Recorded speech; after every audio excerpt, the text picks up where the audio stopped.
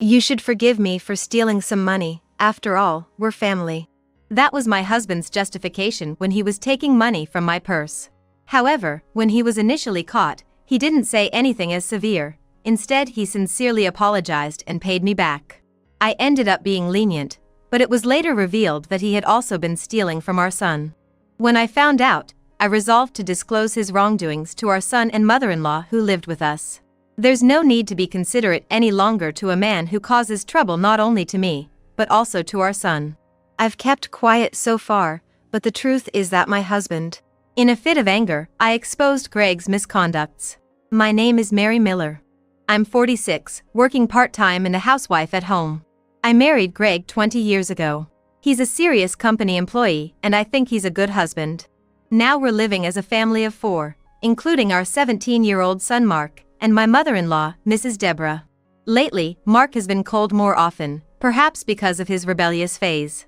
But Mark is a kind boy at heart and is currently working hard studying for college admission. I believe this rebellious phase will pass in time, so it's a matter of enduring till then. Mrs. Deborah recently lost her husband due to an illness. She originally lived with her husband, but after his death, we thought it would be hard for the elderly Mrs. Deborah to continue living alone, so she moved in with us. However, having lost her beloved husband, Mrs. Deborah has been down for a while. She's usually mild-mannered and laughs a lot, so her current state was worrisome. I tried to be as gentle as I could with Mrs. Deborah, in an attempt to alleviate her emotional burden. Despite these issues, we were a normal family living reasonably happy days. However, happiness proved to be a fragile thing, capable of collapsing without warning. One day, I went shopping, and when I tried to pay, I realized 3 $10 bills were missing. I had withdrawn it from the ATM the previous day and had definitely put it in my purse. The purse was securely closed in my bag, and it was unlikely that the bills would slip out and fall on the road. Could it be that someone took it? A nasty suspicion crossed my mind, but there was no solid evidence. The loss was only $30, so I decided not to pursue it further and observe the situation. However, the next morning, more money was missing. This time $50 was gone. It was definitely in my purse when I checked last night. The purse had been in the house all night, and there were no signs of a thief. Unpleasant as the thought was, I could only assume someone in the family took it. I decided to consult Greg about it. When I explained the situation in detail, Greg, looking evasive, said, "Actually, I know who the culprit is. It's Mark. He was rummaging through your bag when he woke up in the middle of the night to go to the bathroom. Maybe he thinks it's okay to do this much to his parents because he's in his rebellious phase." I couldn't believe it. No matter how rebellious, Mark wouldn't resort to stealing money. Greg's shifting gaze was also concerning. So, I proposed this. "All right, I'll talk to Mark myself. I think he might be more willing to talk to me since we don't spend much time together." Greg readily agreed to this. It wasn't that I believed what Greg said. Rather, his nervousness made me suspicious. I thought it might be best to clarify the perpetrator. I bought a small surveillance camera and installed it in an inconspicuous place. I positioned it so that it would capture my purse, which I left untouched for a day. Checking my wallet, another $50 is gone. Checked the recorded footage and there was the culprit. It wasn't Mark. It was Greg. Making sure there was no one around, he didn't hesitate to take money from my wallet. Seeing this, I felt intense anger. Stealing money is bad enough, but trying to frame my son was something I couldn't forgive. When I confronted Greg with the evidence, he was flustered and stuttered, "No, that's not it, I mean." "What do you mean that's not it? It's clear as day that you're the one stealing. Why would you do such a thing?" Greg began to explain in resignation. "I have a gambling debt. I was desperate for money." I was completely thrown off. I had no idea that Greg was gambling or that he had a debt. "Is that true?" "Yeah, it's not a lie." Greg brought out some documents. They indicated that he was in debt for a total of $5,000. "Oh no." I was at a loss for words. Greg began to desperately explain. "I thought you would be mad if I told the truth, so I blamed Mark. I'm sorry for lying and keeping my debt a secret. I have a plan to pay it back, and I'm slowly repaying it from my salary. I'll make sure Mark goes to college and you won't have any trouble living." Greg apologized many times and repaid the money. Since he seemed genuinely remorseful, I decided to forgive him. "All right, I'll trust you this one time. But if you do it again, I won't forgive you. I was stern in my warning, but I didn't want to worry Mark or Mrs. Deborah unnecessarily, so I decided to keep quiet for the time being. But as they say, trouble comes in threes. This was just the beginning of real hardships. A week after the debt was revealed, Greg kept his promise and stopped stealing money from my purse. But when Greg came home, he looked very gloomy and said, "My salary has been cut." According to Greg, his company was not doing well recently, and his salary had to be cut. Almost by $1,000. With a debt and Mark's college tuition to save up for, what are we supposed to do? I was at a loss. After thinking about it, I decided to take on more part-time work. I started working at a 24-hour fast food restaurant from late at night until early morning. It would be physically tough, but the night shift paid more, so I decided to give it a try. Obviously, I had to tell Mark and Mrs. Deborah about this, so I called them into the living room. Then, Mark said he had something serious to discuss, so I decided to listen to his story first. I thought it would be about his studies or college plans, but what he said was completely unexpected. For about a week, money has been disappearing from my piggy bank. Yesterday, I saw Dad opening my piggy bank without my permission. When I asked him what he was doing, he dodged the question. It was suspicious. Hearing this, I was at a loss for words. Mrs. Deborah had a look of disbelief on her face. Could it be Greg had changed his target to Mark? The idea of a husband stealing money from his own son was unthinkable. But then again, Greg has a history of trying to pin his own guilt on Mark, and he's strapped for cash. At that moment, Mrs. Deborah said something shocking. When Greg was in high school, he once tried to steal a video game he had borrowed from a classmate. I thought it was okay because I scolded him severely. Come to think of it, things frequently disappeared when I was a member of my college club. Greg was also a member of that club. By this point, it was only natural to consider Greg as the culprit. For now, I decided to hold on to Mark's piggy bank. So, you have something to say to us too, right? What's going on? Mark asked me, so I told them both, actually, I have to take on a part-time job morning and night. Why? Do you and Greg not have enough money? Mrs. Deborah asked. I was not sure how much to say, but I decided to tell them everything. There's no need to tiptoe around a man who not only inconveniences me, but also our son. I've kept it from you too, but actually, my husband. I confessed Greg's misdeeds, seething with anger. 2 weeks later, Mark, Mrs. Deborah and I intercepted Greg, who claimed to be going to work on his day off, and brought him to the living room. What's going on? I'm going to be late for work, make it quick. I looked at Greg with a cold stare as he said that. You're lying about going to work on your day off, aren't you? You've really quit your job. Greg's face turned pale instantly. What are you talking about? There's no way I quit my job. How many lies do you have to tell to be satisfied? I called your company and asked them directly, there's no mistake. When I yelled at him like that, Greg froze, his body trembling. You supposedly resigned for personal reasons. But the truth is you were stealing money from your coworkers' wallets and quit because you were about to get caught, right? Greg stared in disbelief, seemingly shocked that I knew even this. I had called one of Greg's former colleagues who reluctantly told me. About 2 months ago, a female employee was making a fuss about money missing from her wallet. After that, similar incidents kept happening. Greg mentioned he had debts at a party, and he was always looking at people's wallets and bags. Plus, in his department, there were rumors that things always went missing. It was just pens and clips, and the loss was insignificant. There was no evidence of theft, so they've been handling it quietly. His colleague never claimed Greg was the culprit, but it seemed like he believed Greg was very likely involved. You're the one who did it, aren't you?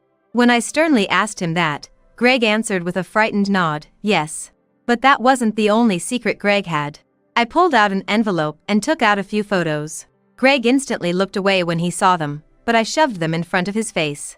The photos showed Greg and a beautiful woman holding hands and walking. This clearly looks like an affair, doesn't it? I hired a private investigator to look into it. Be ready to pay child support. As I glared at Greg, he frantically started babbling about his affair. I met her randomly on the street. I fell in love with her before I knew it. She told me she truly loves me too. I was even angrier now, so I decided to deliver another blow to Greg. Greg, do you know your mistress's real name? Of course, it's Emily Davis, right? To Greg, who was wondering why I asked that, I revealed the truth. Sorry. That's a pseudonym. Her real name is Jessica Turner. She has a criminal record for fraud. No, that's a lie. There's no way Emily would commit fraud. Greg remained adamantly in denial, so I searched Jessica Turner on my smartphone and showed him an online article. In the article, Jessica Turner had been arrested for fraud, and there was a photo of her face. It was the same face as Greg's mistress. Well, are you ready to believe it now? Don't you think she got close to you just to swindle your money? When I said this with a disgusted tone, Greg murmured, "No way," and seemed to collapse. Seeing Greg's face filled with despair, I felt a small sense of relief in my chest. This was his punishment for cheating. But even so, it was almost poetic that a liar like Greg would be approached by a fraudster. Birds of a feather flock together, as they say. I was angry, but at the same time, I was also flabbergasted. But there was still something left that I wanted to say to Greg. I showed Greg a piece of paper. It was a divorce paper that I had asked a lawyer to prepare. I can't be married to a man like you anymore. You'd better prepare yourself for a divorce. But then Greg said, "Please forgive me. I have debts and I've lost my job. If you divorce me now, I'll be in financial trouble. I admit that I've stolen various things, but it's not a significant amount of money. I only intended to borrow it, and I plan to return it. Besides, we're family. Can't you forgive me for stealing money?" He chose another woman over me. Now he's asking for forgiveness. He says he intended to return it, but I doubt how much of that is true. I was about to yell at Greg. But then, a loud voice said, "Enough is enough." It was Mrs. Deborah. "It's not about the amount of money or family. Stealing from others is wrong. How can you not understand that even as an adult? And to top it off, you cheated. I can no longer see you as my son. Please let me cut ties with you." Greg's face instantly looked like he was about to cry. "You're my mother, right? Can't you defend me a little?" Because he had the audacity to beg like that, I decided to give him a piece of my mind. "When I told Mrs. Deborah about your debts and how you stole my money, she was unbelievably angry. It was Mrs. Deborah who suggested calling your employer and hiring a private investigator. As I explained why I had to take a part-time job, Mrs. Deborah yelled, 'What? What is he thinking? Causing trouble for his precious family.'" There was absolutely no trace of the usually mild-mannered Mrs. Deborah. She was more angry than I had ever seen her before. "We can't let this go. We have to take revenge. Greg might be hiding something else, so let's investigate thoroughly this time." She said this and quickly laid out a plan for revenge. It's true what they say, the kindest people are the scariest when they get angry. When I pointed this out, Greg must have realized that even his mother wouldn't help him. This time, he clung to Mark. "Hey, Mark, you're a high schooler, but you wouldn't want to lose your dad, would you? Stand up for me." But Mark, his face bright red, glared at Greg. "I don't need a dad who steals and cheats. How dare you betray Mom?" Being abandoned by his son, Greg finally seemed to realize that he had no allies left. He was crying, but when Mrs. Deborah told him to apologize to Mary and Mark properly, with a stern voice, he was pressured by her intensity and kept apologizing. "I'm really sorry. I've reflected on my actions." It was too late for apologies. I couldn't possibly forgive him. "If you're truly remorseful, listen to my wish. Agree to the divorce immediately. If you have any objections, hire a lawyer." I thrust the divorce papers at him again, and finally, Greg seemed to accept our divorce. Afterwards, we reclaimed the money Greg stole and kicked him out of the house. We filed for divorce. Then, through our lawyer, we made a claim for child support. Perhaps finally sensing the gravity of the situation, he made a lump sum payment. After that, it seemed Greg was in serious financial trouble. Due to not only gambling but also lavishing luxury items on his mistress, he had accumulated actual debt of about $10,000. He must have racked up an astronomical amount of debt considering the amount he continued borrowing, but that's not my concern. Moreover, Greg was abandoned by his mistress. Probably, she was just after his money. Greg seemed to want to sue her for fraud, but since he was the one who voluntarily lavished her, he gave up in the end. Furthermore, 2 months after the divorce, Greg was arrested for embezzling money from his company. I made sure to inform Greg's former company that he had been a habitual thief.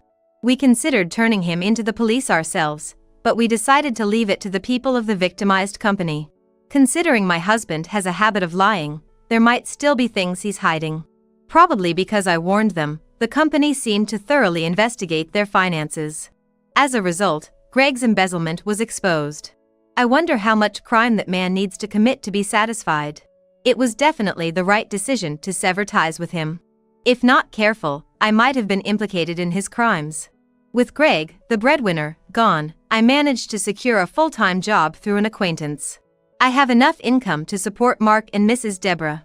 Mrs. Deborah is also working part-time.